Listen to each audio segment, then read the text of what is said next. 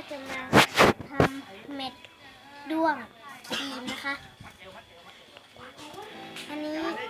ขี้วัวกับขี้เลือดแล้วก็ใบอะไรก็ได้ใบมะม่วงใบอะไรก็ได้นะครับที่แห้งๆก็เลี้ยงได้ทั้งด้วงครีมด้วงกวางนะครับเป็นสูตรง่ายๆนะครับ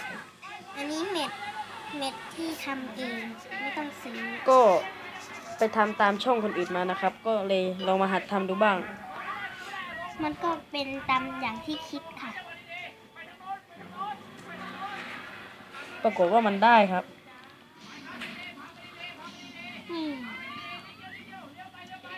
จริงๆสีมันไม่ได้ดำนะครับสีมันจะสีน้ำตาลนะครับแต่มันก็เป็นสีดำแต่นี่มัน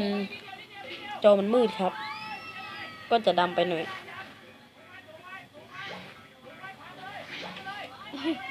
แบบนี้ก็ทำได้ง่ายๆนะครับหมักไว้2 สัปดาห์ครับ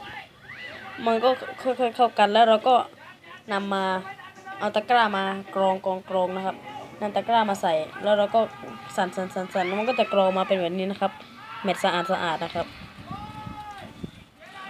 ก่อนเราจะใส่ขี้วัวลงไปแล้วก็เอาขี้วัวคั้นเหมือนที่บอกเมื่อกี้นะครับงั้นก็ขอจบคลิปเพียงแค่นี้นะครับสวัสดีครับ